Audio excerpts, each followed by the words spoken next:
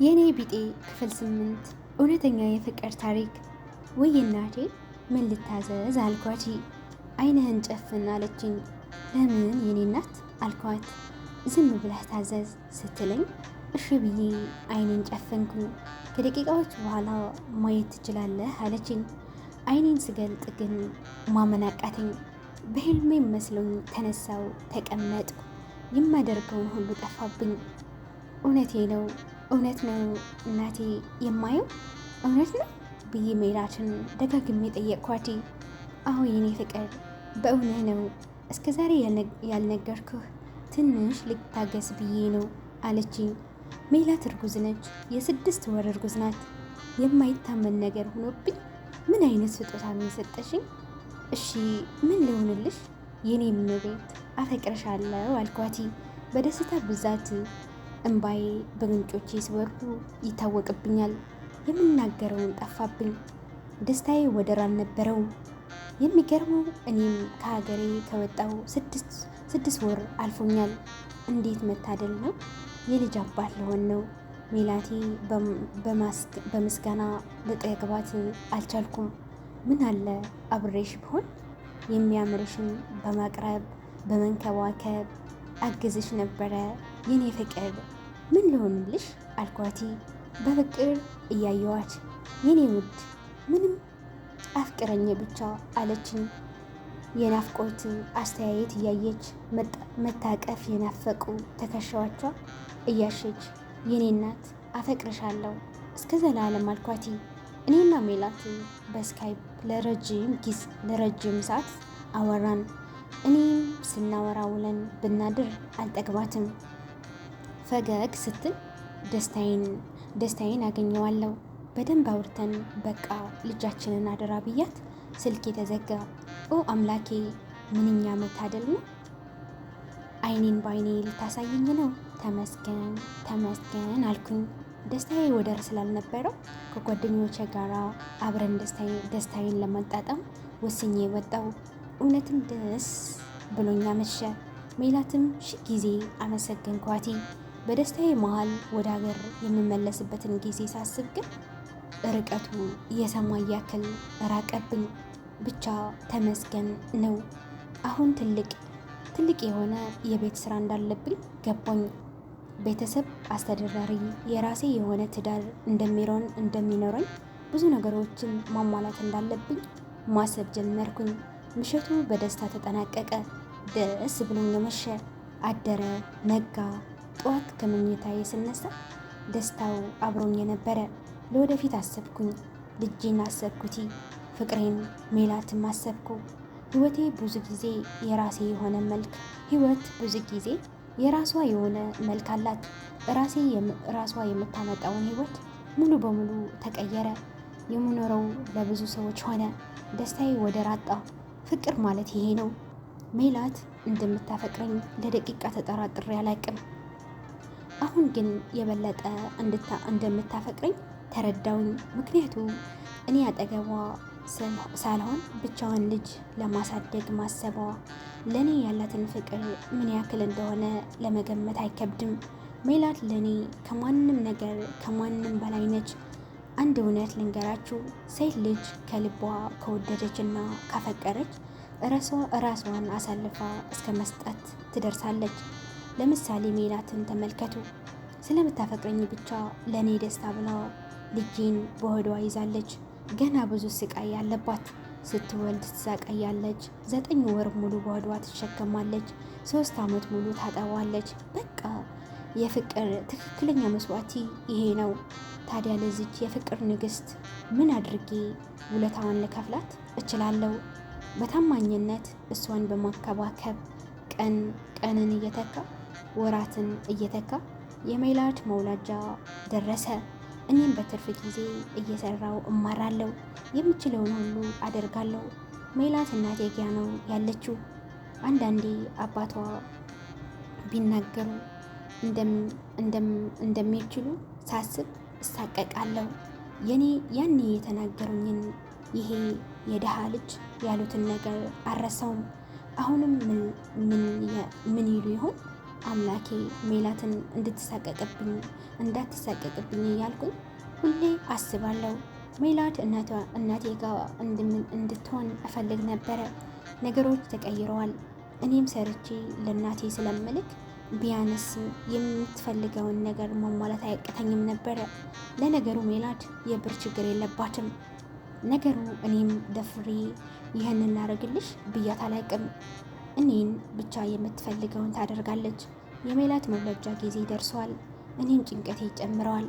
በቃ ሁሌም ጸሎት አደርጋለሁ በሰላም እንድትገላገል ፈጣሪን ጸሎቴን ለፈጣሪን ጸሎቴን አሰማለሁ። ቀን ላይ ሜላት ደውላልኝ አወራን። ደህና ነኝ፣ ሰሞኑን ግን መውለዴ አይቀርም አለችኝ። አይዞሽ እንዳትፈሪ እሺ ብያት ስልኬን ተዘጋ። እኔም ደብሮኝ መሸ። ማታ ምንም ምግብ መብላት አልቻልኩም። ውስጤ እየተረበሸብኝ ጸሎት አድርጌ ወደ መኝታዬ አመራው። ስንቴ ተገላብጬ እንቅልፍ ወሰደኝ። እኩለ ሌሊት ግን የስልክ ጥሪ ቀሰቀሰኝ። በድንጋጤ ተነስቼ ተቀመጥኩኝ። ስልኬን ሳየው የእናቴ ስልክ ነው። ደነገጥኩ። እጄ እየተንቀጠቀጠ አነሳሁት። ስልኬን እንዳነሳሁት የሰማሁት ድምፅ በጣም ያስደስት ነበረ። የህፃን ልጅ ድምፅ እያለቀሰ በቃ ደስ የሚል ድምፅ ሰማው። እንዴት ደስ ይላል በጌታ ልጄ አለችኝ እናቴ በደስታ እያነባች። እማ ምንድን ነው የሰማሁት? እኔም ወግ ደረሰኝ። አባት ለሆን ልጄ ነው አልኳት። ጥያቄን አከታተልኩ። እምባዬን ግን በደስታ ብዛት ይፈስ ነበረ። ልጄ የወንድ ልጅ አባት ሆነሃል አለችኝ እናቴ። ኦ አምላኬ ተመስገን አልኩኝ። እማ ሜላትስ እንዴት ናት አልኳት። ሳቄሁ ስቃይዋን እያሰብኩኝ ደህና ናት ልጄ አትጨነቅ፣ በሰላም ተገላግላለች።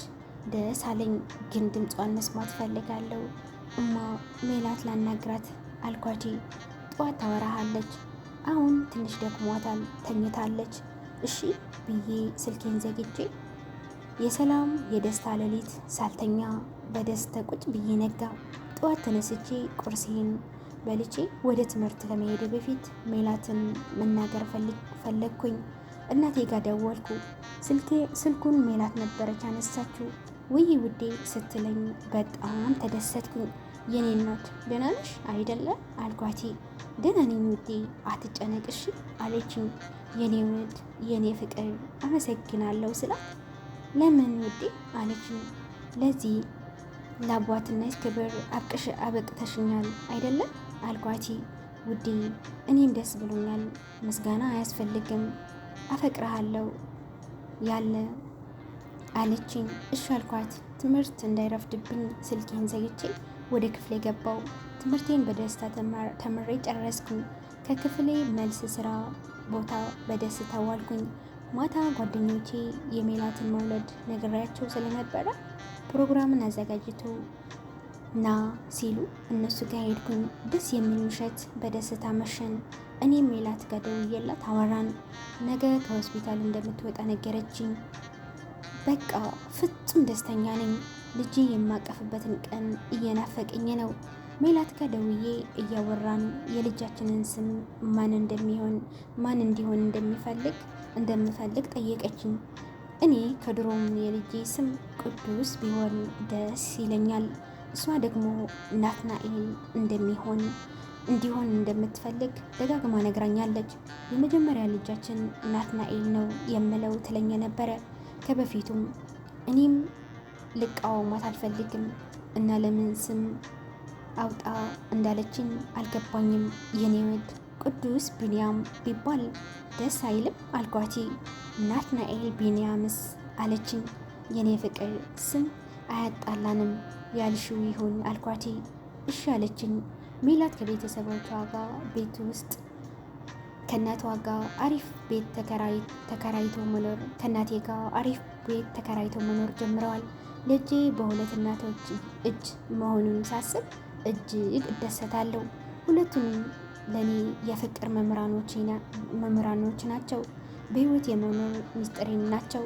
ስለዚህ ልጄ በእነሱ እጅ ስለሆነ ፍቅር ተምሮ እንደሚያድግ ሳስብ ደስታ ይሰማኛል። ሰዓታትን፣ ቀናት፣ ወራት እየተኩ የልጄ 6ኛ ወር ስለሆነ ነው። እኔ ግን እስካሁን አቅፌው ለመስማት አልታደልኩም። ግን ሲናፍቀኝ በስካይፕ ስለማየው ትንሽ ይሻላል። ሜላት የኔን መራቅ የእሷ ብቻዋን መሆን ትንሽ የጎዳት ይመስላል። ሜላት ከስታለች። በቃ ጥሩ ስሜት እንደሌላት ይገባኛል። የልጃችንን 6ኛ ወር ላከብር ነው እያለች ደጋግማ ትነግረኛለች። ግን ምን ላርግ የኔ ፍቅር፣ ትንሽ ነው የቀረኝ፣ በቅርብ እመጣለሁ እሺ፣ በጣም እኮ ናፍቃችኛል እያልኩ አጽናናታለሁ። ብዙ ባይዋጥላትም እሺ ማለት አልሰለቻትም። የእሷ እንደዚህ መሆን እኔን በጣም ጎድተኛል። ለብዙ ዓመታት ብቻዋን እንድትሆን ፈርጄባታለሁ። ልረዳት ይገባል። ግን ምን ማድረግ እችላለሁ? በቃ በተስፋ መኖር መርጫለሁ። ከትምህርት መልስ ስራ ውዬ እቤት ገብቼ እራቴን ሰርቼ በላውና ገደም አልኩኝ። እያሰብኩ እያለ የልጃችን 6ኛ ወር ነገ መሆኑ ትዝ አለኝ። ተንደርድሬ ሜላት ጋር ደወልኩኝ። ሰላም ተባብለን የኔ ውድ አልኳት። ውይ አለችኝ። ነገ የቤቢ 6ኛ ልደቱ ነው አይደለ አልኳት። አዎ ውዴ አስታወስከው አይደል አለችኝ። አዎ አልኳት። በቃ ነገ እረፍት ስለሆንኩኝ እኔም በስካይፕ ደውዬ አብሬያቸው አከብራለሁ እሺ አልኳት። እሺ ደስ ይለኛል አለችኝ። ስልኩ ተዘግቶ ሜላት የልጃችንን ስም ማን እንዳለችው ልትነግረኝ አልፈለገችም። እኔም በቃ መቼም እሷ በምትፈልገው ስም ነው የምትጠራው ብዬ ባላሰብኩት ደጋግሜ መጠየቅም አልፈለግኩም። የልደቱ ፕሮግራም ተጀምሮ እኔ በስልክ አብሬያቸው ማክበር ጀመርኩኝ። ድንገት ሜላት የኔ ፍቅር ቆይ ወደዛ እንዳታይ አለችኝ። እሺ ብያት ፊቴን አዘርኩኝ። መለስ የሚገርም ያልጠበቅኩትን ነገር አሳየችኝ። የኔ ቢጤ ክፍል 8 ይህንን ይመስል ነበረ። ክፍል 9 በሚመጣው ሳምንት ይዤላችሁ እመጣለሁ። ለነበረን ቆይታ በጣም አመሰግናለሁ። አጋጣሚ የሆነ ለቻናል አዲስ ከሆናችሁ ሰብስክራይብ በማድረግ ሼር፣ ኮሜንት፣ ላይክ በማድረግ ቤተሰብ እንድትሆኑ በትህትና ጠይቃለሁ። በያላችሁበት ሰላማችሁ ይብዛ። ቸር ሰንብቱ። ሼር ማድረግ ግን አትርሱ፣ ለብዙ እንዲደርስ ማለት ነው። ባይ ባይ።